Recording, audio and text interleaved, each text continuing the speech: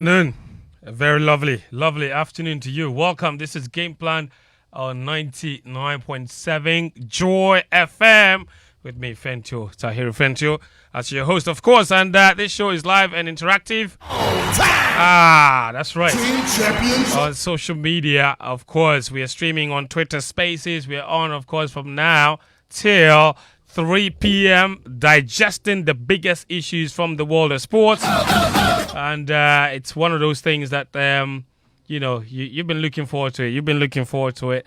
And we're here. Quite a lot has happened this weekend. And there's quite a lot to talk about as far as that's concerned. So where do we start? I'm going to tell you. The beginning of a new era at the GFA, or more like the continuation of the old. It's a new term for Kurt Okraku and a new executive for some, a second term for others. Of course, a continuation of their first term. That happened in Tamale. The new executive committee or council members elected. Kurt Okraku elected for a second term despite all the legal issues. And while they were in Tamale, there was a demonstration behind his back. All that happening over the course of a 48-hour period. What are the legal implications of what happened? Or should we just forget it and move on? There's that to come on the show. All right, of course, there's also the whole issue of Liverpool and Jurgen Klopp calling for a replay of their game with Tottenham Hotspur. The PGMOL finally released the audio conversation between the referees or the officials that led to the cancellation or the disallowance, if you like, of the goal that Diaz scored against Spurs. It was a perfectly legal goal. It was wrongly ruled out for offside. Created lots of controversy. Now Jurgen Klopp says he thinks there should be a replay of the match. What do you think? We will look at the implications of his score and see whether there is sense in that or he's just being ridiculous. Manchester United are breaking all kinds of records. The worst start to a season in the Champions League, in the Premier League. The worst goals conceded in the start of a Premier League season. Erik ten Hag is just breaking records. All kinds of records. And they are not good records. So what's going on with Man United? Can they arrest the situation anytime soon? Or should you expect a bit more bad results to come? Alright, so there's that to come as well. There's action in the Ghana Premier League and in the Premier League as well, the English Premier League. We will talk about that too. The rest of the Champions League games, some very fascinating results. Arsenal also lost. And the biggest result of the round, Newcastle United absolutely schooling Paris Saint-Germain. I'm not sure lots of people saw that coming, but it happened and it was unbelievable. Newcastle United sent Tyneside into absolute delirium, and the performance was one for the ages. And this is Isaac, it's a great save, comes back to Almiron, and Newcastle United lead. Euphoria for the Newcastle United fans. They're pinching themselves. Yep, they couldn't believe it. They were dreaming, pinching themselves, trying to get themselves to wake up from what looked like a really sweet dream, except it wasn't a dream, it was reality. 4-1 victory against Newcastle United, against Paris Saint-Germain, beg your pardon. Not many people would have predicted that scoreline. And trust me, Kylian Mbappe was on the pitch. Dembele was on the pitch. Kolomwani was on the pitch. And somehow, Newcastle still found a way past them. Not once, not twice, not 3 times, but 4 goals that they had to pick from the back of the net. It was an unbelievable performance as far as that's concerned. So there's a lot of issues to digest here on the show. It's live and interactive, like I said. It's streaming on Twitter Spaces, on YouTube as well. You can also join us on WhatsApp if you prefer that platform. It's 055 1111 997. 055 1111 997. My guests, of course, are here on the show. And Sitsofe Philip Atsirim is here with us. Yo, my guy. That's what I'm talking about. That's what I'm talking about. What's going on, brother? What's going on? I'm good. I'm looking forward to it. Yeah. Over the week. So yeah. From GFA to Champions League to what is coming up this there's week. a lot. Yeah, there's a lot. Listen. You're a big fan of Cristiano Ronaldo. Yep. There's a big story involving him this week again. What's the story? Plenty stories around. Which one are you looking for? I'm looking for the one that's not so good. Well, there's a new case has been reopened on investigation over his alleged rape case from a decade ago. Was it a decade? Wasn't it even more than a decade ago? Over a decade ago. You know, so we like they get chopped the money finish. I mean they settle. They got up the money finished. You want resettlement. This case that them pull them out some time ago and but he ain't going anywhere. He ain't going. Daniel Koranteng is also here. Daniel, you overdress. I don't understand. I have to bring Nathaniel Actor in to assess your outfit because he get the military lines, the team for the rights. What's going on? You want military make they come. You go see. Fent. You go see them. We dey here no. Then they will come around here. Danny, are you alright? Danny, what you do this man way day or what? Danny, are you okay? No, the dressing up. You see, I'm celebrating World Cup 2030 because Daddy will be there. Right. Ronaldo will be at World Cup 2030. Daddy will be there. Yeah. Playing for which country? Whether you like it or not. Playing for which country? Saudi Arabia. You can sack your captain, but Portugal they can't sack their captain. He'll be playing for Saudi Arabia. Oga, he's captaining Portugal to 2030. You know how old Ronaldo will be in 2030? So what?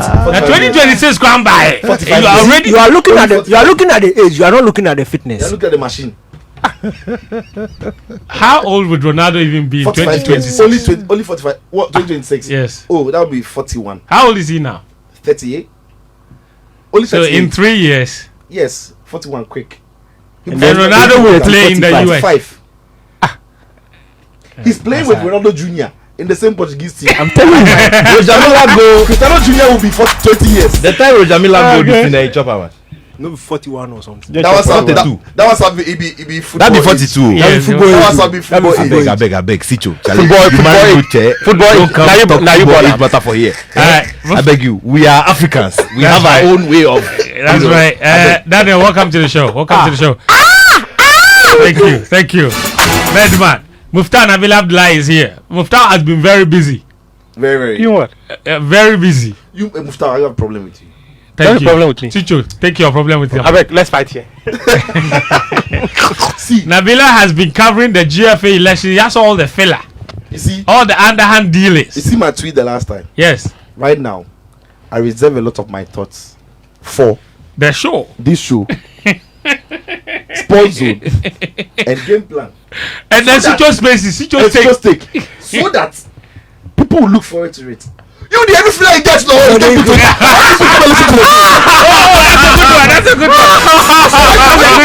the show. That's a good one. Trade. You do trade. Yes, right now, why should people come and listen to you on the same matter? Because there are lots of stuff I've not seen. Fantastic. Yes. Mr. Nathaniel Actor is here as well. Now. Charlie, what happened? What go on? Correct. You're Everything cool. right. Nice and easy. You and Daniel overdressed for the show. Oh no. Talk Daniel you matter. Me there, me are the. Can you wear yellow? Daniel to wear Me yellow. that's Be like, me are the Muftawu to go wear yellow. Situation be like you the that. standard. Charlie, No. me are the go pray. Even- So me even- I know. Now shed this one. It be like the one we go pick for Cantamanto. If you see it dress, Alright, guys, This welcome to the show. pressure. Thank you. There's a lot to talk about, and Nat, I'm glad you are here because we have a thought leadership program coming up on Very well. Monday as well. Very well. Very well. And Sicho will love this because we're discussing the Saudi example of how we can use football. We can rebuild our football economy. but do we have $17 billion? That's another question, please. It will be answered on the day. That's right. We'll talk about the ideas first, okay? Then we'll look for the money. But you see, I want to start from here because this is a very interesting matter. All right. Okay. So take a listen. This is a Liverpool boss jogging club. I can say immediately, even probably some people don't want me that to say, but not as a manager of Liverpool so much, more as a football person, I think the outcome should be a replay. That's how it is. Probably will not happen. The argument against that will probably be if we open that gate, then everybody will ask for it. I think the situation is that unprecedented that it didn't happen before. It would happen again. I think a replay would be the right thing to do, or the ref has the opportunity to bring both coaches together and say, sorry, we made a mistake, but we can sort it. Let Liverpool score a goal and we start from there. Midway through. Okay, so Liverpool boss Jurgen Klopp says he has 3 ideas for what could happen with their game against Tottenham Hotspur. We know the audio has been released, and if you haven't watched the audio, it's damning. He basically has the VAR official admitting that they got the decision wrong. The video replay machine operator was the one that pointed it out. The VAR official admitted that they got it wrong, but he said the game had restarted and there was nothing he could do about it, and he repeated it several times. In fact, the replay operator kept telling him he wanted them to delay the replay. So it was a moment of confusion. What happened was the VAR official actually thought that a goal had been given, and they were checking to see whether the goal was offside. He didn't know that it was an offside that was given, and now they were checking to see whether the goal, the offside should stand or it should be cancelled. So he got confused. So once the replay started, he thought a goal had been awarded and the game had replayed. And so the referee says, good job, boys. And then he also says, good job. Moments later, the VAR replay operator realized that the on-field decision was actually offside and that they should have told the referee to overturn the decision and give the goal. But the VAR official says, nah, the game has restarted. There's nothing he could do. And that was what happened. So in the end, they didn't stop the game. It went on, and of course, Liverpool lost the match, as we know now. Klopp says, 1, they have to replay the game. 2, if they don't replay the game, they have to revise the protocol, which the PGMOL, that is the governing body for referees, has said they would do. And Klopp is suggesting 2 things. He says, 1, even if they don't replay the Liverpool game, in the future, if something like this happens, they have to replay the match, even if that doesn't mean the Liverpool match. Or, number 2, call the referee, the referee should call the players, the captains, call the managers, come and then tell them we've made an error, we've messed up, and then on that occasion, they would then allow the team that's been cheated, in this case Liverpool, to score a goal, an open goal, and then they continue from there. Those are your club's 2 suggestions in a case like this. Okay. Nat. Okay, so let's the chefs say we should let it simmer. So as it is simmer, make we just run over what we will do Monday evening time. Because you have to run. Very, very well, yes. So I will come back to Sitsofe Daniel on this matter. Yeah. But Nat, because you have to go on Monday, we have a thought leadership program. Tell us what that's all about. Well, Joy Sports has also positioned itself to be in pole position when it comes to thought leadership. And so if you look across our platforms, we are very heavy on analysis. We're very heavy on breaking down the everyday stories and the stories that we break, that the people who are at the receiving end of all the action, all the results, all the controversies, all the high moments are able to immerse themselves in whatever is being done so that they can also run along with us. Now, over the period, we've also realized that there are major areas of our sports development that need extra attention. So we want to go a notch higher in bringing industry specialists and experts who can give us solutions as to how we can solve some of our problems. Okay. Now, you do remember that a couple of months ago, specifically in the first week of August, we held one of them which dealt with the fans in the stands and filling our stands in the GPL. Now, we gave it a completely different approach, which was to use the scientific approach, to use, research to come to bring together what is the real cause or the root cause of the problem. Yes. So we've put together a paper. It's ready and available to be presented to the Ghana FA. We're very glad about that milestone because we were not just telling people things that we're assuming. Because there are many times that this is very scientific. In many times you see people, they listen to gossip here and then they say, "Oh, Sanko for women fiomo." But this is tangible. Yeah. This is proper evidence. So we're glad about that milestone. Now moving forward, we're taking a very big learning from Saudi Arabia and their football market. Right. Now, we are in no way suggesting that we want to emulate the example because we have the resources. We do not have that financial muscle. But what is important here is that there was planning. Yes. There were a set of people who had the foresight.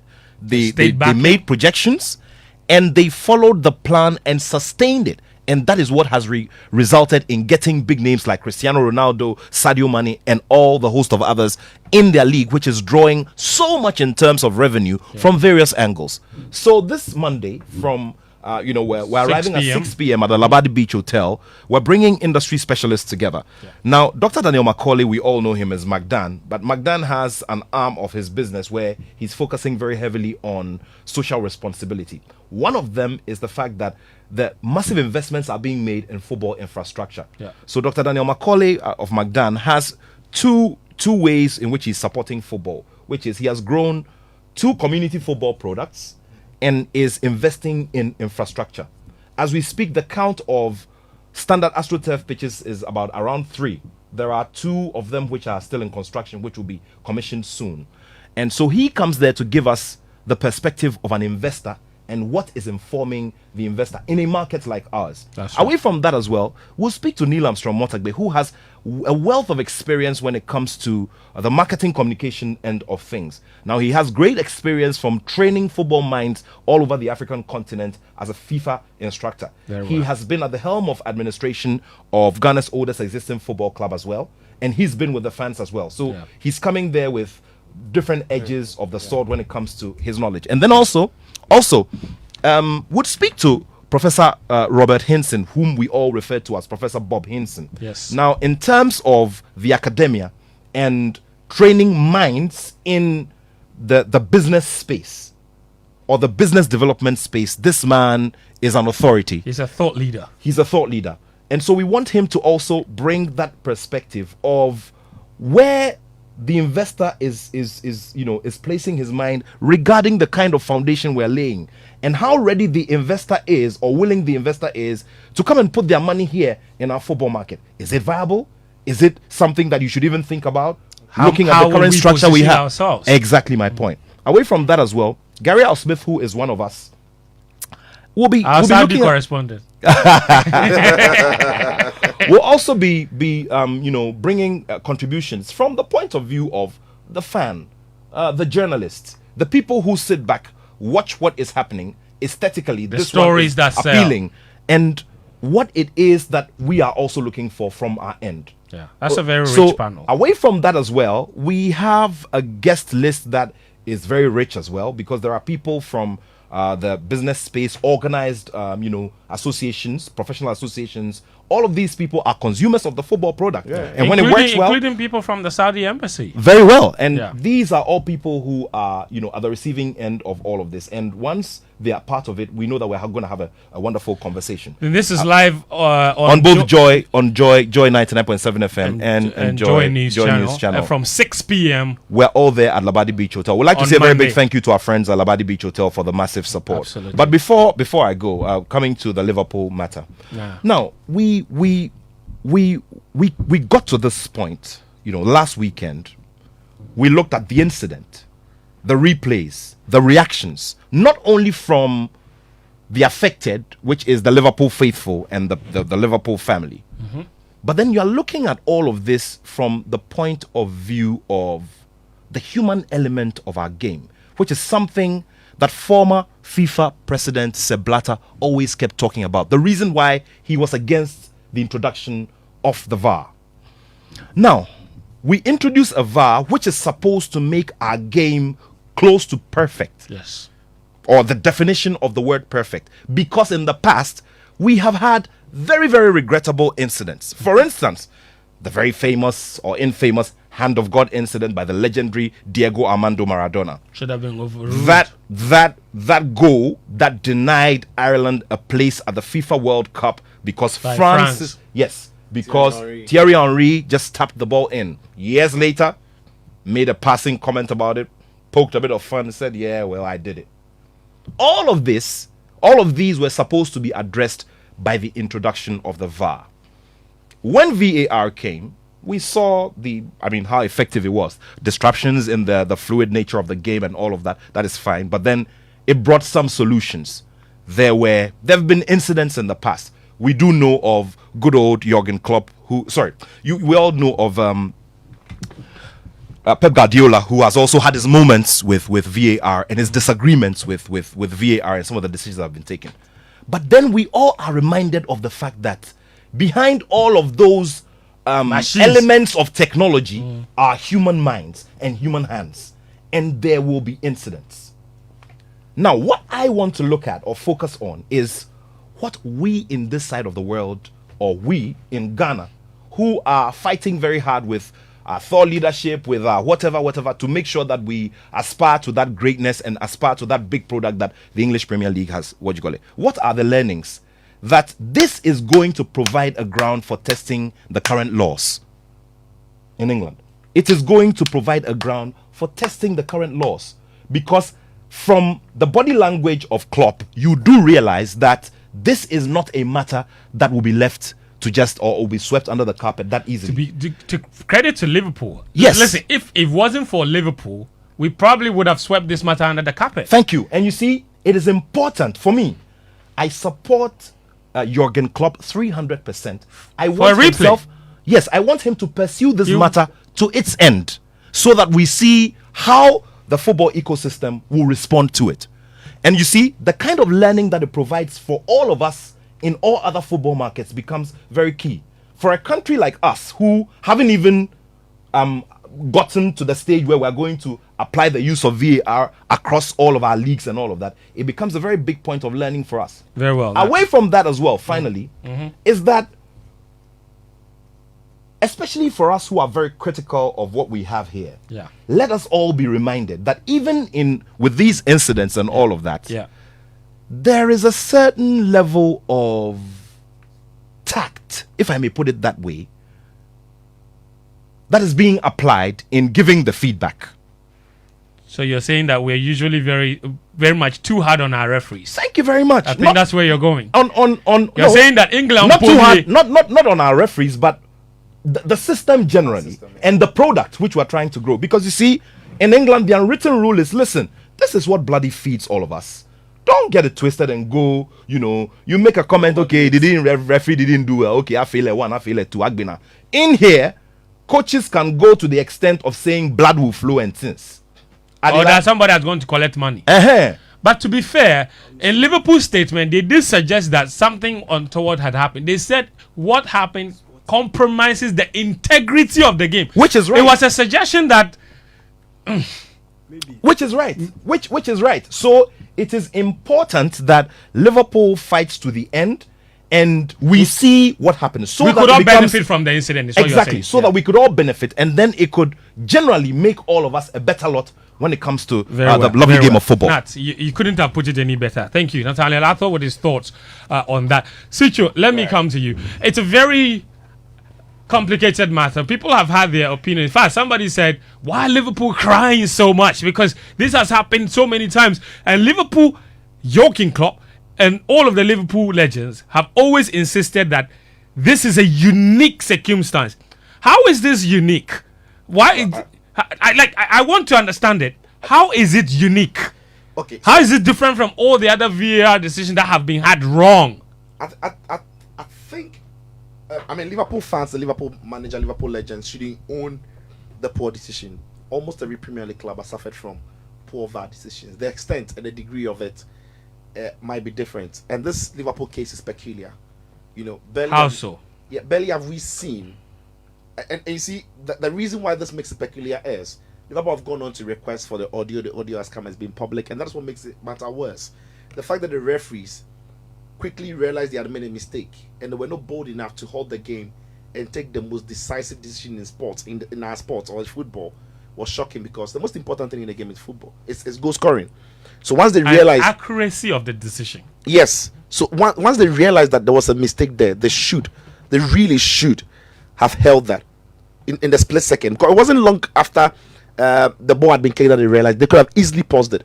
Easily. And if they paused it and had to take the offside again, they could have taken that indirect free kick again. Now, the thing is, and I can understand why Jurgen Klopp would be furious. This is a team that has lost the Premier League twice with By the 1 finest of point margins. shy. And they've gone away to Spurs and they've lost 3 points. At the time that goal was scored, the face of the game completely changed, because Liverpool would have been leading by a goal to 0, even though they were a man down. So the dynamics of the game could have been different. Yeah. And by the very fault of the officials, this goal wasn't given. First off, I blame all the Premier League clubs, because ahead of the season, they had an opportunity of having UEFA and FIFA's well-tested, semi-automated offside system. Yes. All 20 Premier League clubs voted against having it, probably because it was going to take some more money from the pool, because all clubs must pay money for that technology to be implemented. Now, VAR is in Italy, VAR is in Spain, VAR is in France. Why is it that almost every weekend the more disappointing decisions made by referees come from England? Yeah. So it's got to be something to do with the quality of referees they are churning out, or how they interpret their VAR protocols. Because in this instance, it was a clear lack of communication and also a protocol gap. Because the referee was right, by the letter of the law, once the game had changed phase, and the game changing phase was deciding it's an offside and it be kicked, they couldn't have gone back to reverse the decision. That is by the law. And the referee, the center referee, or the VAR referee at the time, was very right that even though the decision was wrong, once they had restarted the game, the wrong decision was gone and was buried. The problem wasn't that they went on to play. The problem was that they didn't get the decision, which was so obvious that it was a goal right. And that is where... And that is where my issue is. Yeah. It's another instance of VAR getting it wrong. So what makes it so unique? You see, No, but it's human beings who are behind the VAR. I know. It's the human beings who made a mistake. No, but I know. when, And the same as Yeah. every other VAR decision. so what I'm saying is, so every other VAR decision that goes against a club, I mean, every club determines how huge that decision is to them. You can't say because the flag was up and the referee blew it and VAR checked and was no. But what makes Liverpool's case worse is the audio that came out, and that has thrown a very bright light on how poorly the on-field referee and the VAR communicated. Because if I am the assistant, and nobody's talking about assistant referee, if I am the assistant referee as well, and he raised the flag for an offside, and that has been given, and they are telling the assistant referee and the center referee that no, there is a mistake somewhere, they should be bold enough to have done something. But like I say, by the protocol, From the audio, yeah, did they tell the referee they had made that mistake? They didn't. It They was did. the VAR. No, they did. They tell the fourth official. no, they didn't tell the referee. They told the referee every single communication that goes through, all of them here, the referee had it. No, they addressed them. They addressed them. Yes. VAR, So it says the Oli. VAR head Yes. was talking to the fourth official. Yes. Who is Then Oli? Then the Yes. fourth official says the game has already gone on. Gone on. I can't do anything about When it. the So VAR referee at that told- point, the referee didn't When know. what was- the referee told the VAR referee told the referee that it was good, She said, check So, complete. check And he said, complete. well done, boys. It was And he good. continued. He didn't Yes. do anything after that. Too. He didn't Yes. do anything after that. okay, so the center referee didn't hear anything No, no, after no, that. no, It was no, the fourth official. Yes. Again, that becomes a VAR protocol because the VAR doesn't have the final authority. Yeah. The VAR doesn't have the final That's the authority. point. Good Now, point. the fact that the VAR realized that he had made a mistake and the information wasn't passed through to the center man is the biggest VAR protocol. So of the mistake. so the VAR official Should have. made the call Yes. to not tell the referee or stop the game. It should have told the referee decides.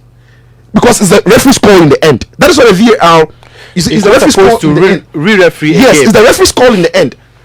Are you following? So if the VAR referee told the referee, so that should be the protocol. that should be the protocol. The referee should know everything that happened, and the referee should decide. Hang on. Okay, hold on. What are you saying again? Was that a goal? Let me have a look. The referee then can go to them, even though it's an offside, because of the peculiar nature of this. The referee could have gone to the screen, come back, do the TV sign, even though the game was on. So he could have waited for a free kick or a throw in at the next opportunity to stop the game. Because teams have played football, final whistle has been blown, teams are working, players are working. And they've gone in and they've gone back to come in for the rest do finish a penalty. So what is and that is what Liverpool feel like. No, the protocol is wrong. So yeah, I get it, but it's a peculiar English Premier League problem. I agree that they most often do get these decisions wrong. The referee. That's a very interesting take, Chisio. Fantastic. Daniel, I don't know where you want to take it from, but I'm interested in the change in protocol or even the request for a replay and what the consequences of such an action would be. Again, look, I'm happy Sitsofe mentioned the fact that the Premier League clubs opted against the new technology, the semi-automated offside. This is, I don't think it's harsh to say it serves them right, because at the end of last season, when the review was done, there were concerns from the Premier League clubs that by the time this season starts, the current technology that the Premier League in particular are using will be out of date. So they knew that. They knew that it could create problems. But, and as he suggested, maybe the extra money that they would have had to pay was the problem. And there's no league richer than the Premier League. La Liga have adopted it. Premier League has more money than them. Serie A has adopted it. So they are investing money from the little that they have to perfect their decisions. And the Premier League, just because of the extra, don't want to do that. But okay, fine, that's a side issue. Now to the peculiarity of the Liverpool decision. Look, it's completely different. I don't think we've seen something like this before. It is not like wrong VAR decision. Yeah, it is not like. First of all, offside calls are factual. Yeah. Okay. The audio. First of all, offside calls are factual. They are not down to interpretation. No. So it is not like it looked like they were level and then the lines were drawn and the line said that it is offside or it's not offside. Do you get me? It's not like Garnacho's incident where lines were drawn and the referee or the VAR said it is offside. It's not like the Lukaku one where the lines were drawn and they said it was offside. But on the naked eye, it looks close. Some people will say it is on. Some people will say it is off. It's not down to interpretation. It is factual. This time around, the VAR thought the goal had been given. Yes. That was the main issue. Yes. So the initial statement from the PGMOL, they said there was a lack of focus. So the VAR, first of all, is supposed to be following what is happening in the game. Mm-hmm. So when the referee says that offside check, and he goes to his PC and he checks it, and he sees that yes, the lines are correct, and he says yes, you are right. That fault is from the VAR. I don't blame the referee for that, because he should be following what is happening.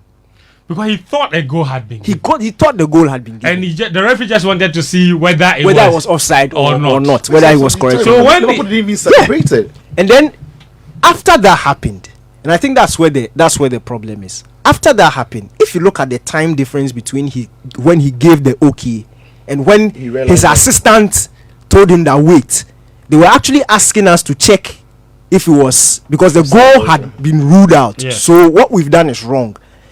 It won't reach 5 seconds. Yeah. So when he realized that and he communicated to the fourth official, nothing had happened in the game. It was literally like a restart. It's the VAR. That's where the problem is. Exactly. And you know what? It wasn't even an assistant though. It was the guy operating the replay machine. He's not even a referee. Exactly. You see, He probably could be the assistant. The team. It's the team, but we're saying that he wasn't technically a designated referee. His job was to do the replay and draw lines. Yeah.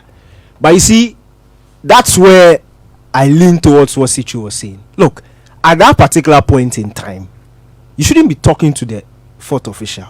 Once you've told the fourth official that, look, we've messed up, we didn't understand what the referee said, just tell the referee.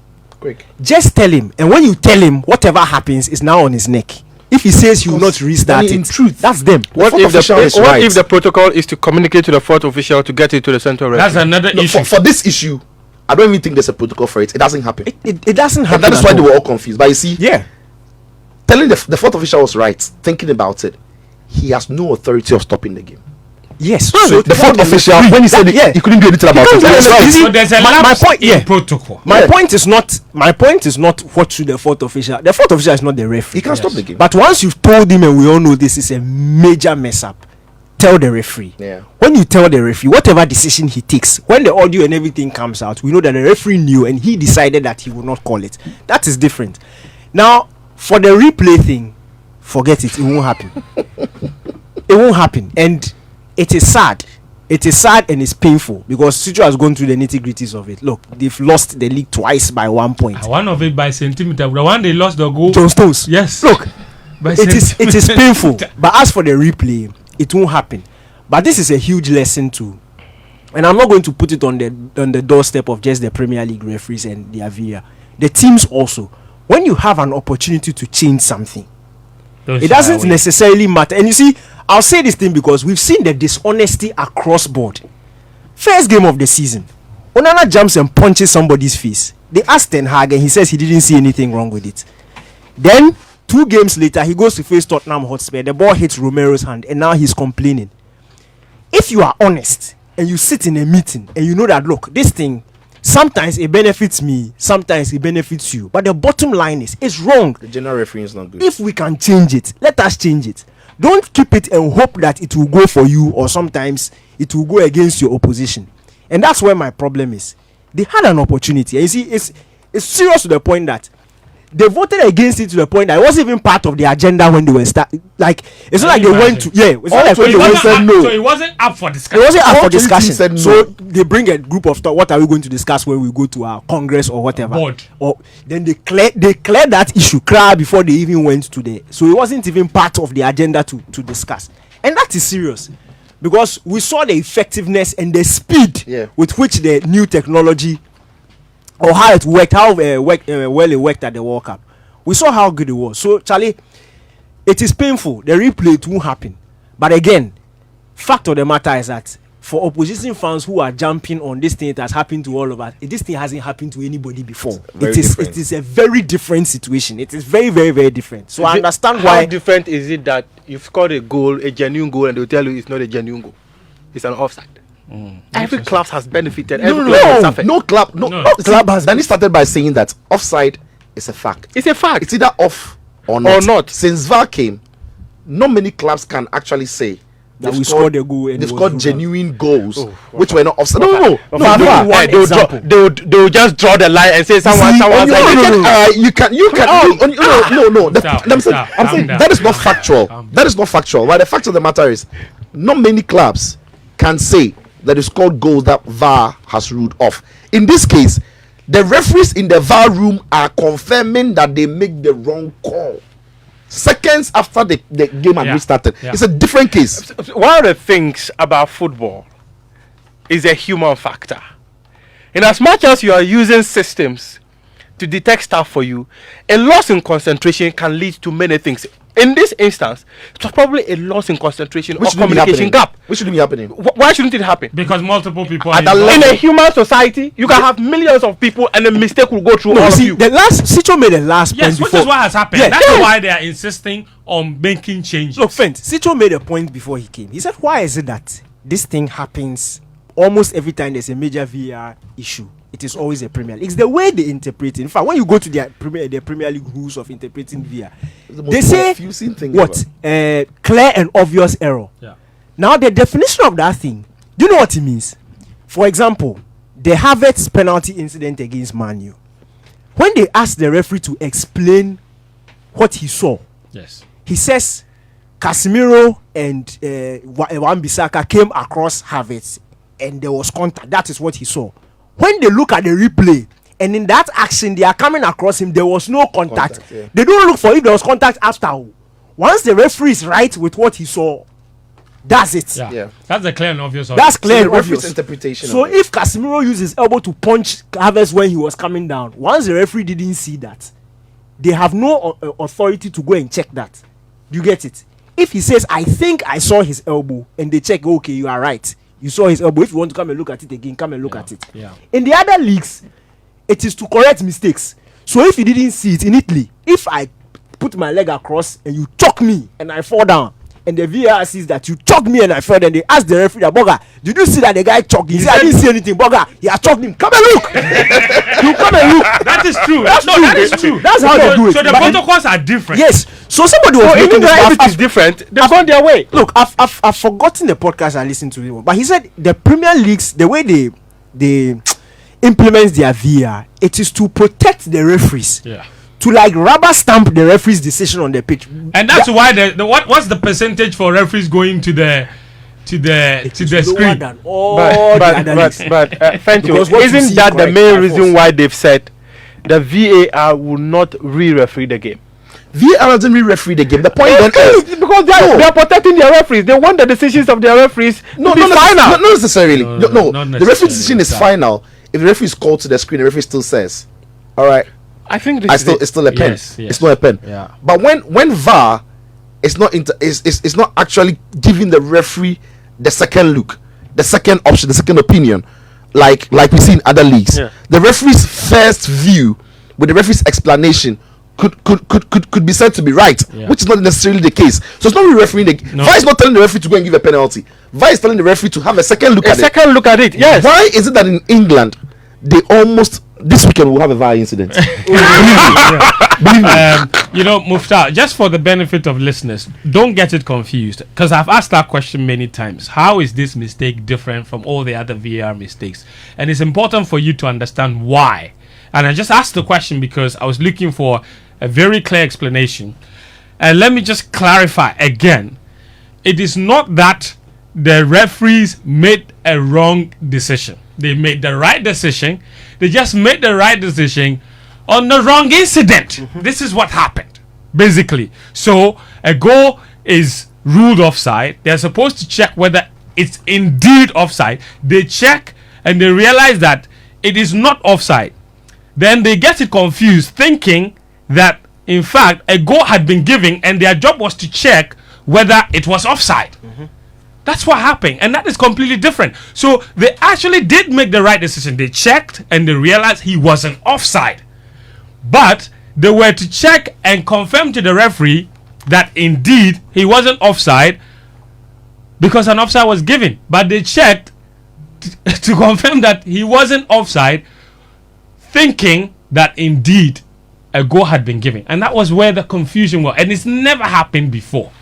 And it's different. For example, I don't know what people want to take away the human factor from. You see, They're I think the other. Let me tell you something. Let me tell you It's something. okay. So the difference between finishing third and finishing second in the Premier League is about £50 million, sometimes £30 million. So No human error. That can sign you a new No human error should stop you from earning that much. Or This is, they are stretching it. Imagine Kotoko is in an FA Cup final against Hearts of Oak, and this thing happens. You can't sit there and say it's fine. It's fine. The Kotoko has benefited from terrible officiating. So it will be fine. It will be normal. How you come and take this guy away? All right, guys, thank you. So that's that. I don't know about you. Your opinion or your thoughts on this matter are welcome on 055-1111-997. This is Game Plan on 99.7 Joy FM and Hits 103.9 FM, brought to you by Betway and Petrosaur. We also are streaming live on Twitter Spaces, of course, and you can listen to us there as well. And on Twitter, you can leave us a message with the hashtag Game Plan. The hashtag is Game Plan. So that's that on the Liverpool matter. Your thoughts are welcome. 055-1111-997. And on Twitter, use the hashtag Game Plan. Anyway, They are investigating your club. Or now they pay millions. don't worry, Muftawu. 055-1111-997. This is Game Plan. We are on till 3 p.m. We are switching now to the GFA issues. We'll talk about the Champions League matters as well very, very shortly. Brighton have been taught a lesson again. They're being taught lessons left, right, and centre. How have they been taught a lesson? Please, they were hammered by 6 goals to 1. No, they played What the is game. no? They What played the is game yesterday. Do I care? I remember the game from the weekend. No, but if Aston Villa beats Brighton by that margin, it shouldn't be a surprise. Why shouldn't it be? Because of the style of play and because of the way Aston Villa plays. So Aston Villa the only But team let that Chelsea go and plays beat them like 6. No, hold on. Aston Villa the only team that plays like that. Boga, when you meet them, beat them. beat them 6. What kind of? When they go to Old Trafford, Man United should beat them 6. Beat them 6. Aston Villa. Aston Villa versus Brighton. No, let's stay with That's Chelsea. the kind of scoreline that you. I support Aston Villa. Please. Okay. No, I'm not talking about you. I'm talking about Chelsea. Are you Chelsea? I'm talking about Man U. Are you I Man don't U? understand the Chelsea example. No, it's general. Which of the Chelseas? Is it the one in Brekuma? No, the Chelsea in London. Oh, All right, okay. guys. By the way, the CAF Champions League and Confed Cup draws were held today. So Mid-MS group and Dreams FC's group, guys. Let's go through that. Your messages are welcome. Also on Twitter, the hashtag is GamePlan. Daniel, just have a look at the groups while I read. D. That's where Mid-MS are. Yeah, Group D. Champions Al Ali. Group of death. Yes. Al Ali. Belouizdad. Al Ali are record champions. Young Africans. Belouizdad are from Algeria. Young Yanga Africans. Yanga. Are from Tanzania. And then Midiama Sporting Club, Ghana. See, this is why our clubs need to be doing well. I spoke to the CEO of Yanga somewhere last year. Those people, what they are doing, it's okay. No, you see, this is why our clubs Is have it to be doing Senzo? well. Yeah. No, Senzo has moved to Botswana. It's not Botswana Premier League. It's yeah. Yeah, but I'm happy. You see, this is what our club should know, that for when they do well, it benefits everybody. We all benefit. We'll have an opportunity of having Ali, They are coming to town. the greatest African club. The last time they were here was when Chelsea were in the 2006. Yes, coming to No. Ghana. 2006, yeah. 2006. Yeah. We'll have No, Chelsea was 2006. 2012. What's wrong with you? No, Chelsea. Brekuma Chelsea did not play Al No, Ali. they didn't play Ali. I didn't You people, you are not serious. Al Ali topped the group. They beat them 4-1 in Egypt. Over here was 1-1. It was Al Ali in Brenkum Chelsea's group, Al Ali, Zamalek, and TP Mazembe. Who else was in there? What was it? You boy, your memory is short, pound. But you pay check like you did, Yeah. but we will check. Because the 1-1 scoreline he's talking about, I'm looking at Kotoko. The Kotoko scoreline, it was 1-1 here. And Kotoko went away and took 4-1. I'm No, telling you we'll that check that. Brenkum Chelsea's group in 2012. Yeah. I even tweeted it recently. Didn't I tweet Ali, a couple of days Zamalek. ago? It was Al Ali, Yeah. Zamalek, and TP Mazembe. I remember Mazembe. I remember Al Zamalek. Ali Yes. were the only team to actually beat Brenkum Chelsea. It was one of the greatest performances I've seen from a I Ghanaian remember club. Zamalek. The Ghanaian team, I remember indeed, Mazembe, yeah. indeed. And to yeah. not qualify because Brekuma Chelsea did very well. No, you're right. they in fact Al Ali was their last game of the group. Yeah. So by the time they played that last game, they were already out, and it ended in a 1-1 draw. Yeah. They opened their campaign, Brenkum Chelsea, with a thoroughly deserved 3-2 win against Zamalek. Okay. Then of course they went to Al Ali and took 4-1. Then they beat TP Mazembe as well. I think by 1-0. Then they drew 2-2 with Mazembe in Congo. Congo, and they also drew 1-1 with Zamalek away. Zamalek. So I remember the Zamalek. Yeah, I remember so- Zamalek and Mazembe. so they were unbeaten But I in think 2 you're games right, against yeah. Zamalek. They were Yeah. unbeaten in 2 games against TP Mazembe. Yeah. And then they lost 4-1 to Al Ali. In fact, it was their failure to beat Al Ali at home that kind of cost them. Caused them to, yeah. Because they didn't lose at TP Mazembe. They didn't lose at Zamalek. They lost at Al Ali. And for me, I think that was probably their biggest undoing. Even if they had just won all 3 games at home, that would have been 9 points. And then the 2 draws The would have draws given would have them taken them. 11. And they would have qualified. Benye Bete Saboga. No, but they ended up with 9 points. And the Yeah. 9 points came from 2 wins and 3 draws. Yeah. You see, and Mazembe, of course, Mazembe finished with 10 points, and then Al Ali topped the group and qualified. So like 2012. so like I was saying, it's good when our clubs do well, because Ali will come to Ghana. Young Africans, I mean, one of the brightest emerging heavyweights will come to Ghana as well, and so that is what this whole thing is about. Yeah. Clubs competing on the continent. I tell you what, when you go to Scotland, when you go to Belarus, when you go to these unpopular, European leagues, Kazakhstan. Thank you. There are teams there. They are waiting for their teams to be drawn against Real Madrid, Barca, Man United, Chelsea, AC Milan and co, because they want the big boys to come to town. Thank you. It is the only time in the whole calendar year that they've got a chance to see Vinicius Junior, Lewandowski, Enzo Fernandez, Bruno Fernandes, whatever, Fernandes is- Mo Salah, You started at the top. Rafael Leao, AC Milan. So this is what we need, and I'm happy that you see we've got a team that now we wish them all the best. Hopefully they can they can go through. DK, Comfort Cup, Dreams FC, where do they find themselves? Rivers United FC, Nigeria. Niger, Oda and Club African, Tunisia. hard. APC Lobito, Angola. Oh. No bad though. It's not So bad. Club Africain, You can still play with Killer. Tunisia, Yeah. Rivers, Nigeria, Yes, we know them. They are brothers. Backyard. and then what's the other team? Lobito. APC Lobito. So an Angolan team. Angola. Yeah, a Tunisian team and a Nigerian team. It's- like that. Charlie, we go fit. Can you see to It's can you not- to the and the first time they cancel? It's just one pa like that. Yeah, Paso. No, can you see to the can you no this? I guess I was swarming for Alright, it. guys, before we go to the other matters, let me read some messages. I've been asking people to send in their thoughts, so it's important to share them. Bedroom Pep Guardiola from La Paz says on Monday, you guys disappointed us. He's referring to, I'm sure, Sports Zone. You said you had technical issues, but you were able to tell her that dance and sing show at 10 p.m. Charlie, if you send me this message, I'll read it. We need an apology. Send us 1,000 Ghana cedis each for wasting our precious time. Don't waste time on. All right, cool. No problem. Thank you. That matter. In fact, this Monday will be there, right there. All right. Let's go to more messages. Bedroom Rodrigo Dipo from La Paz says, Chelsea and United get same points in the UCL this season. One team has already played 2 games. That's a good one. That's a very good one. Chelsea and Man United have the same number of points in the Champions League. One team has played 2 games. One doesn't even play in the competition. Interesting. This one says King Kurt Okraku is the king of Cobra. No 2 ways about that. No explanation needed. Alipu from Ashaiman. I would need an explanation for that for sure. This is a message also from, and he says, okay, let me just hello, fans, about the VAR controversy. What if the incident had occurred in an AFCON final or a Champions League final or even a World Cup final? It's about time the officials had a serious look at VAR.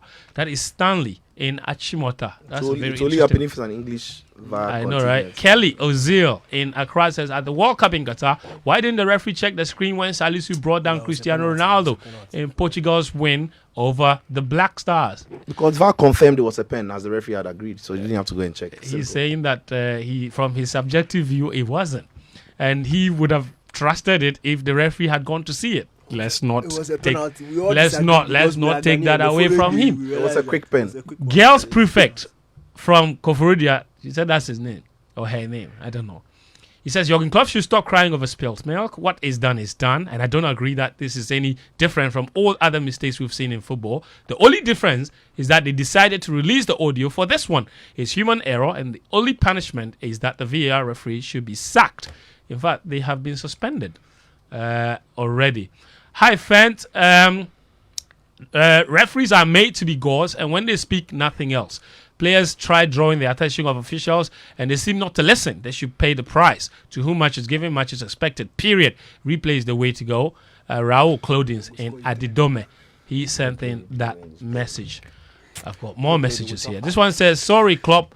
There's no way you're going to get replay. You benefited from poor officiating before, so keep mute. That's Kobe Mwenim from North Kaneshie. This message says, Fent, the administration is doing everything possible to hold a victory party in the United States. Funny world. Christian from Ashaman, he sent in that message. This message says, and this is from, okay, let me just go down to the bottom of your message. Okay, apologies for that. Here you go. And it's a long one. It's a mighty long one. That's why I had to go to the bottom. He says, all right, in 2022, Everton got a PGMOL apology after Rodri's handball was not given as a penalty. Everton lost 1-0, and Liverpool lost the title by 1 point because this handball decision was not given. Last season, Arsenal got 2 PGMOL apologies, which cost them 5 points. City won the league by 5 points. Man City have never received a PGMOL apology. Somehow, the horrible quality of refereeing in this league never affects them. but affects their direct title rivals a lot. So in the last 2 years, 3 apology-worthy mistakes have given 2 titles to Man City, the same team that has not been punished for FFP in 15 long years. You hear a lot of praise for City and Guardiola from pundits and ex-players, but if Klopp points out issues about FFP and VAR, he's said to be moaning or crying or whining and should move on. Interesting and quite an absurd logic. Evans, Komla, Duvo, Aristo. He's a Liverpool fan. He sent us that message. This one says, good afternoon, guys. The Premier League is not consistent with the rules of the game at all. Sometimes I do wonder if they do review after every season on referees. Ima from Pong sent that. And Nitojo from New Term says, I hope the second term of Kurt's administration will change for the better. Ghana first. Let me take these messages from Twitter. This one is Benjamin Clinton. He says, Man, you cry, which planet do they come from? If you do online investment, they will spoil it. Team investment too, same old story. I wish Sheikh will advise himself. Please, I want an update on Georgia Free's CAS case. We are going there. Okay, Muftawu is here. Delali, our good friend, he says the center referee had the conversation. All the referees speak through same channel. So the center referee had the conversation. He just chose not to talk. Also, once the game has started, there was no way the referee could bring the game back. Interesting. More messages on Twitter. All right. A Captain brother. He says Chelsea has been suffering from the refs for years and none gets banned from officiating our matches, but just one at Liverpool and they've banned the ref. Interesting. Winfred. He says he's listening in Carnage. He says Liverpool should have just scored again. They should forget. They should be asking Matip why he scored at the wrong side instead. Interesting stuff. Luis said to Nam Sedofu, he says, my darling club Newcastle United is becoming a force in elite football. Away, Magpies, he says. And Nana Kwame, he says, if after October 25, then the tenure of the FA has ended without an election, without a president and exco, doesn't the laws of the FA provide a way out of the vacant position? I'm asking because of the injunction. Interesting.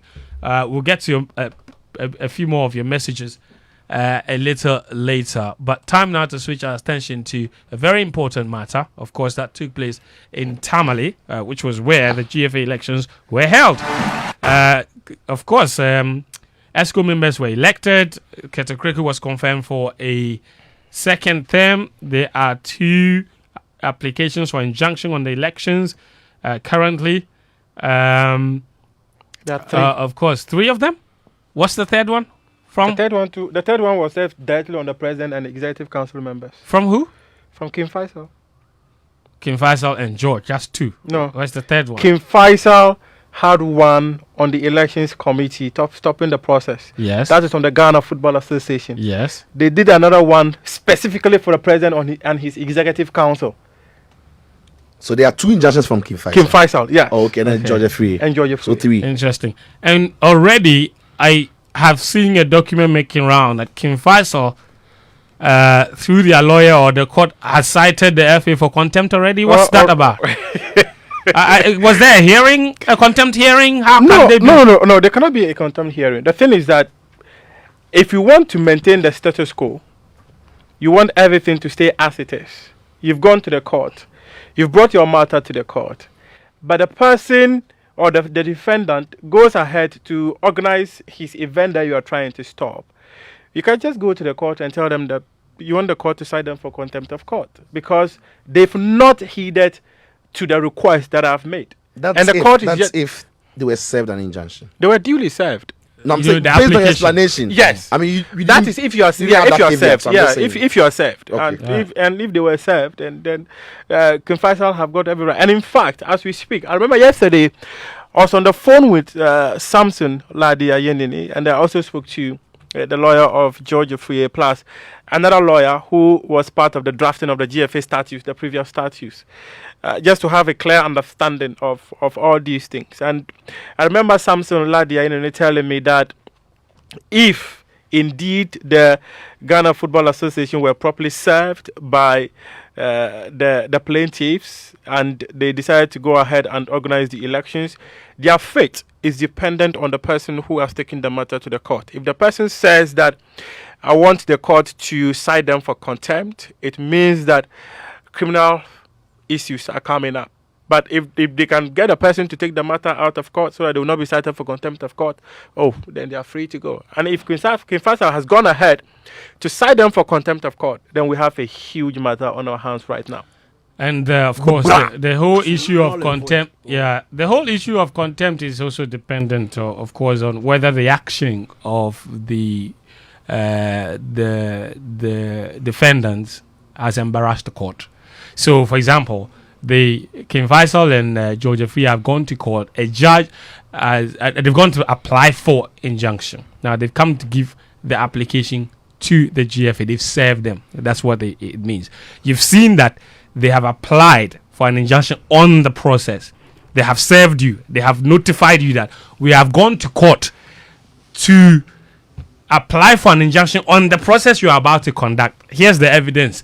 So then, a judge has fixed the date. The judge says he will hear our matter on October 12th. You have the evidence. We have served you. You have all that information. And you've ignored it and you've gone to do the election. When October 12th comes, the whole issue of the injunction application hearing is now moot. Yes. You get it? So the judge who has fixed the date to come and hear the matter, that date, right now, yawa. So you see, right now, so that's the point, because a judge has fixed the date, but you've gone ahead to do the elections, and now, of course, I think it's the responsibility of the plaintiff's lawyers to notify the judge that this whole injunction application is now moot, because we can't hear that matter anymore. Because what are you coming to injunct? No, that is why they are going to file for contempt. That's what I'm saying. So if it embarrasses the court, it's not if it embarrasses the court. It does. It's not if, because your decision to go ahead, you do not have the power to even go ahead and do that. That's the point, and that is why technically there's no injunction. So there's nothing. Not even technically. You. Okay, so this is stopping them. Honestly, so there is everything stopping them based on my conversation with the lawyers. Okay, so they shouldn't have done it. They shouldn't have done it. Okay, now they've done it. Now they've done it. What are the consequences? The consequences are that, one, if the court cites them, if the plaintiff decides to go to court and say that they are in contempt of court, they come to court. Which has happened already with King Faisal, right? There are three things. One, there's a prison sentence, a fine. You're telling me that the elected official could go to prison? Yes. Or both. The contempt of court is a serious matter.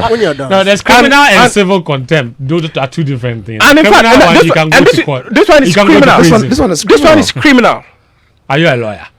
And I'm telling you, I'm just transferring the knowledge of lawyers gave to me. That is all. Okay, I'm listening. That is all. That's all I'm saying. Proceed. Okay. So this is it.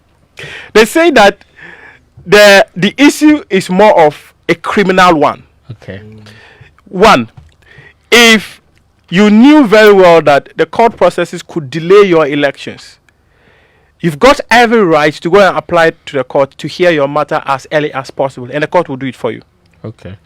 If you did not take that route, but you decide that you go and organize your elections, it means that, one, like you mentioned, you've done what the court was supposed to do, so we don't have any other thing to do. And you do not have the power to determine what a court is supposed to do. And what they actually do is complete disregard for it's the injunction that you were. The it's a complete disregard for the complete court. Disregard for it. And so they say it's a criminal matter. Okay. Where, one, you will either go to prison, they will fine you, or they will fine you and imprison you. Or both. Or both. And if you are going to prison, you are more of a convict. Because you come out. If you come out, you'll be convicted. Sure. Yes, you'll be convicted. Yeah. And if you are convicted, you would not be able to hold any other position anywhere, but in the country. You mean an elected position? An elected position. Thank you. And in fact, because my good friend Prosper is still general. Oh, but he paid a fine. He was convicted for 24 hours. You don't remember? No, this is the point. Your very good friend Prosper has said that. And in fact, I remember. And Sheikh are ex-convicts. What said that Adamu was going everywhere that he cannot hold any position, he cannot hold, because I think it was a fine. They were asked to pay within a certain period. if you're not able to pay the money within that period, Yes. you're going to jail. And they pay the fine. And they paid even by 12 So it was a months. fine or It's a Well, fine they're or so I'm finding that ruling. yeah, go and find that ruling. And in fact, go to the FA website. The FA also released a statement on Alright, that matter. very well. But let's Let's- take it sequentially. Yes, let's Let's take proceed. it sequentially. So we are all very much aware that the Ghana Football Association had 3 injunction issues on their table. So, like I mentioned, the GFA had every right to go to the court and tell them that we've realized that these processes are dragging. And by October 25, the tenure of this administration will expire. Okay. If it expires, what it means is that the GFA leadership positions will be vacant. And in fact, if you read, is it Article 37 of the GFA statutes, we talked about the Executive Council. The point 7 basically talks about if an Executive Council member is not available, that is, if he dies, he's not able to discharge his duties. What it automatically Does it means say is that if he works in Sudan? do you know the GFA president is also an Executive Council member? Yes, of course. Yes. So if I say Executive Council member, the GFA president automatically is part. Yeah. So if it happens that the GFA, an Executive Council member, leaves his position vacant, the statutes have not made a room that if we are not able to organize elections before the tenure of a leader expires, it means that the position is going to be vacant. What the other spoke about is the fact that if the person is not able to discharge his duties or if the person dies. You see, so where we are right now, So there's a loophole. there's a lacuna in there. And that lacuna is, I'm sure, So is the current administration can use that to stay on, or another person can go and say leave. or another person can go and say leave. Yeah. And the fact, and one of the things that the GFA actually were afraid of was the fact that if we are not able to organize the elections before October 25, anyone can just come. The football family, those who are not for us, because say, my friend, get out. This is not your office because your tenure has expired. Very well. That's a very good point that you've made. So now we have established why the GFA is thinking in organizing the elections. Can I just ask Muftawu one question? Yes. In the same principle with the Occupy, when we were occupying the Julobi's house, it was explained that application for injunction is not an injunction. Yes. Lawyers won't advise their clients to go ahead with what, but if you do it, you've not broken the law. Yeah. So if you do it, you've not broken the law. Why can the GFA be cited for contempt? Okay, so this is it. In my conversation, we end up, and you're just the example you mentioned. If a lawyer were to sought will not advise his client to proceed because an injunction has been brought to you, a notice of injunction has been brought to you, and in fact, I spoke to Samson and I asked him this very question, and he said, many of those who are making such arguments, they've not been those who are actively practicing the law currently. If you're actively practicing the law, the very moment you are told that there's a notice of an injunction served on you, and he cited an example, and I'm going to use that analogy. He said, assuming Daniel is going to buy Kenke, Muftawu has gone to court to tell the court that the money Daniel is going to use to buy the Kenke is my money. Don't let him use the money to buy the Kenke. So the court has given me an opportunity to come and give you a letter that tells you that don't use the money to buy the Kenke because Muftawu says the money is his. And you decide to go and spend the money. If you go and spend the money, what the court will do is that the court will punish you for it. Because we told you to hold on. Don't use it, and you use it. He said another analogy. You have a car. I said the car is my car. But still, you've gone ahead to use the car and sport the car or sold the car. The court will punish you for it. That is why they are going to be punished for it. It is a criminal matter, and because you are doing something that is a flagrant disregard for the court. The court is the only institution that has got the power to determine whether you go ahead to do it or not. And let me just mention something pretty quick. Thank you. Something pretty quick. Okay. One One of the things that Samson mentioned was that in as much as it is a criminal thing, they will not send the police to come and arrest you simply because it's a crime. But come to the court. The court will let you understand that what you did is a flagrant disregard for the court, which makes it a crime. That is why you have been punished. No problem. Having said that, that's very well explained then. Having said that, now we have the actual issues on the ground. Yes. The voting. Okay, and the parting. For me, this is my biggest issue. All right. The GFA would have 12 executive council members. 5 of them are from the Premier League, and the 5 that were elected to the Premier League ticket are Nano Drew Safo, he was in the previous one as well. Frederick Champon, he was in the previous one. Ransford Abe, he was in the previous one. Kingsley Ose Bonsu and James Kwesi Appiah are the new ones in the Premier League. Kwesi Appiah, Kingsley Osebonsu was there in the previous executive council. the previous one as well. Yeah. Okay, cool. So only James Kwesi Appiah is the newest one. The replacement is that in the previous one, Randy Abe was on the ticket of a Division 1. That's the Yep. issue. Yes. Okay, yes, that's true. Because Lions were in Division 1. Yes, in then. Division 1. then. Very well. Very well. If you go to Division 1, there's 3 of them. Mercado retains his position as vice president. Gideon Fosu, Kosumbo Crystal Palace, he's now joined them. Eugene Noble Noel from Damport is also elected there. So our good friend and brother Samuel Enim Ado has been kicked out. Oh. Kicked out of the GFE. Anybody will call you. He's probably listening.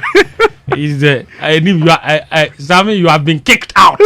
But he released a very beautiful statement in the Yeah, spirit of he sports. said- but I'm sure, not to do the conspiracy theory, but I'm sure as of February this year, he knew he was not going to be there.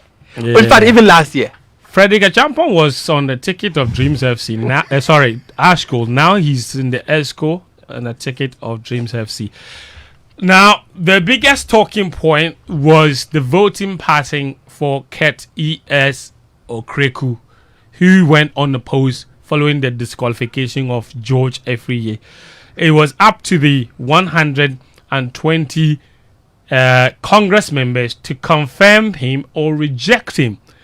Out of that, a whopping 117 people voted yes to confirm George Afriye. To confirm Kurt Okraku. I beg your pardon, please. Calm down. Slip of tongue. To confirm Kurt Okraku, 2 people voted no, 1 abstained out of 120 people. It was an overwhelming endorsement for Kurt Okraku's administration. But you can also add that 4 people refused to go for the Congress. So. No wahala. Overwhelmed. They are not serious. Let's talk about those who were there. 120 delegates were there. 117 of them all said, Kurt, 4 more. oh your boo. You understand? 4 more to do more. Yes. 2 said, no, Kurt, we don't want you. And 1 said, maybe I can't make up my mind. So I'm not going to go and vote. Now, George Afriye has been fighting hard to get on the ballot, believing that there is a majority of that 120 people who were ready to vote for him to make him the next GFA president. He believed it. They told him. He spoke to them. He did his groundwork. He's investing money. When they disqualified him, he says he's going to the court of arbitration for sport. He hasn't gone there, by the way. Somebody He has. Have they received the documents? Yes. When?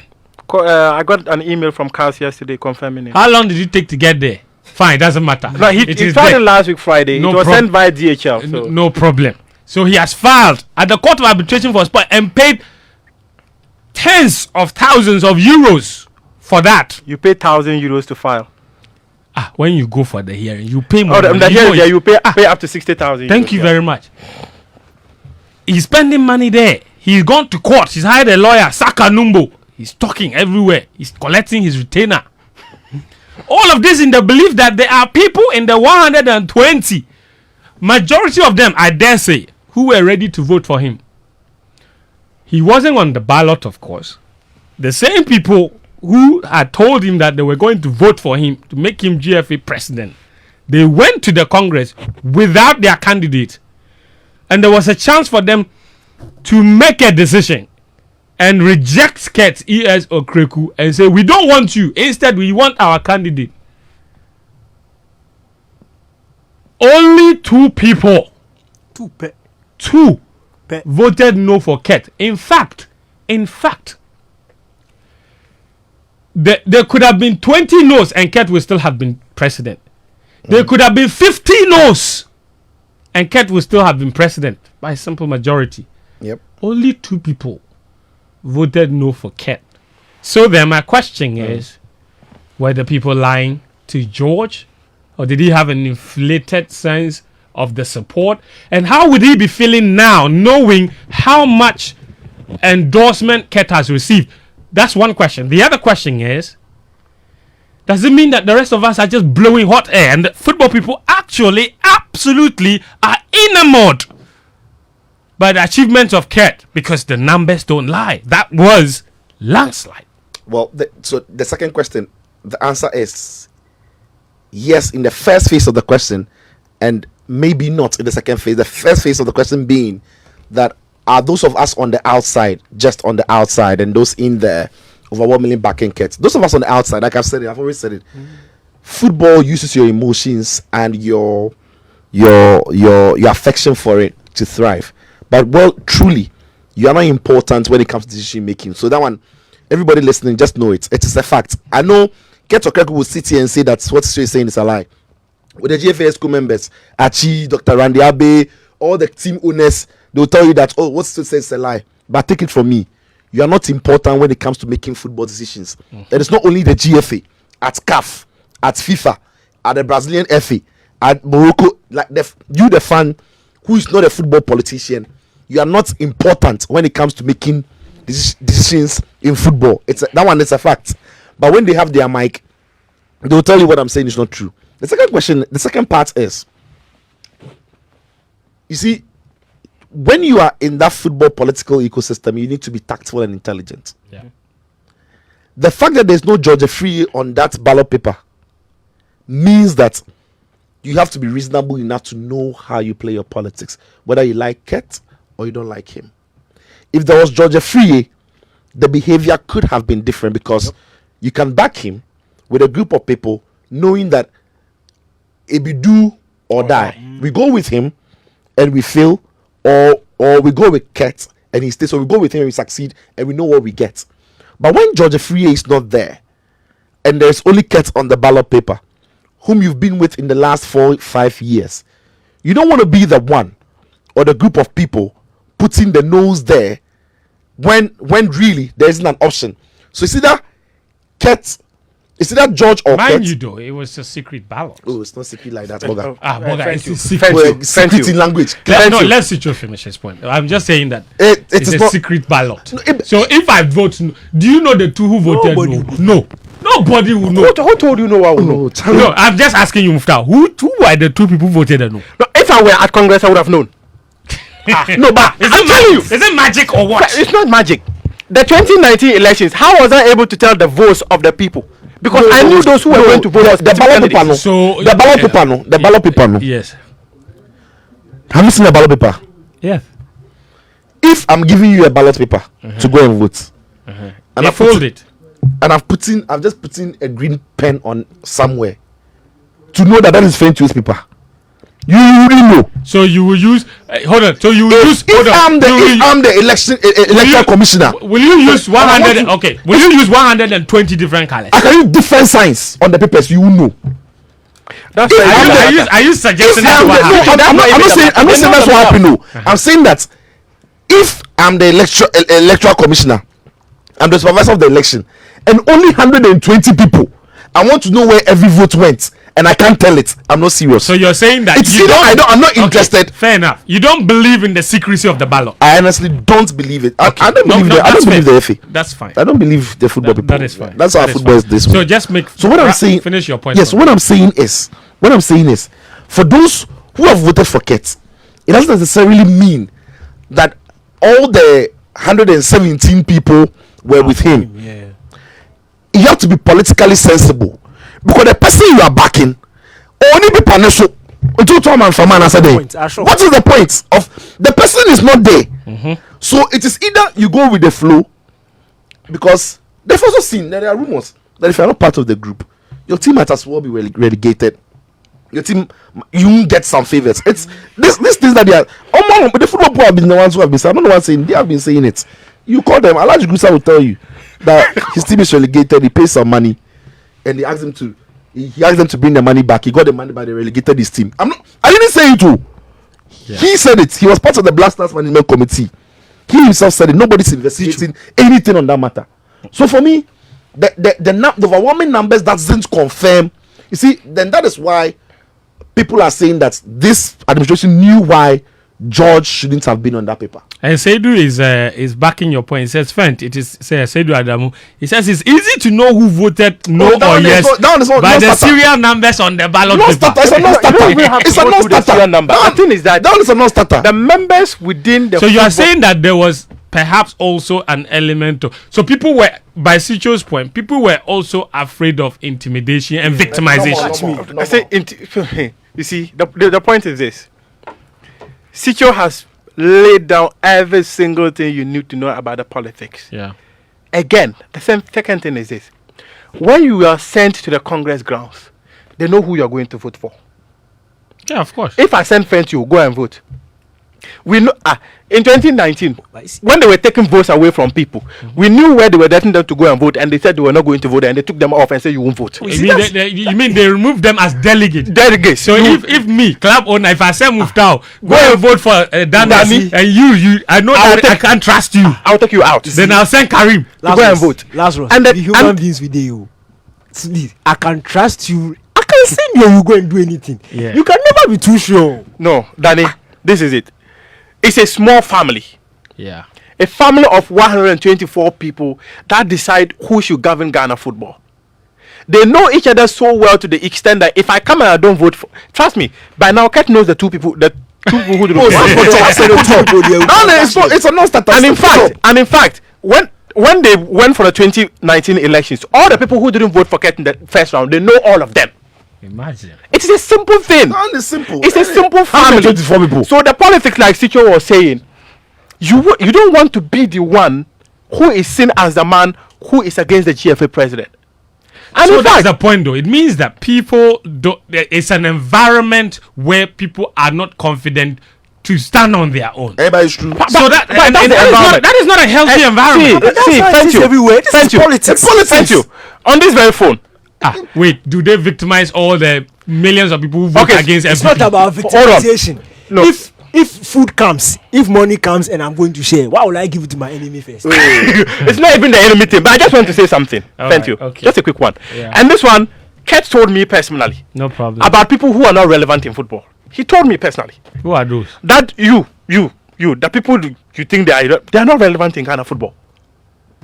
So if you go and you do something that is not in his favor, you're not relevant in football. He knows what he can do to you. Fair enough. He has the power to determine where the resources of Ghana football. So you are going to USA. Some people have visas. You don't get a visa. Fair enough. They said they are organizing the celebratory party there. So now a second term. Let's just say all things being equal. Of course, there are other issues that could come and terminate the process or whatever. But let's just say all things being equal, Kurt has a second term. What should be his preoccupation for the next 4 years? Over to you. Daniel. Charlie. I mean, surely national team performances would be... For me, Daniel, let me give you something. The DNA thing he has brought. Yeah. The DNA thing he has brought from the grassroots level, he has to fix it. In fact, their implementation, the last Congress, what they discussed, the fact that they are going to maintain codes, but then they still want to do DNA, it won't work. So they need to go back and then try and implement the DNA thing using the proper structures, because that is the legacy that will outlive him. If he's able to do it and do it properly, it will outlive him. Very well. Sitso, thank you.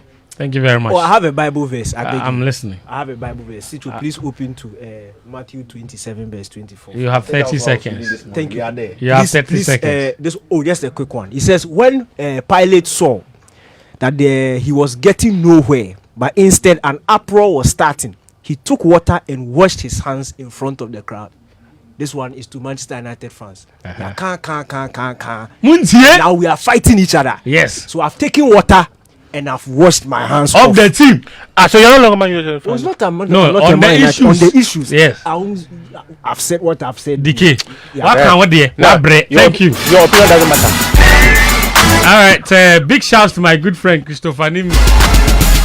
He said, Onana, when Onana comes, he said, Onamna, Ochiche, Ochiche, Ochiche. You know what he's chicheing now? Goals.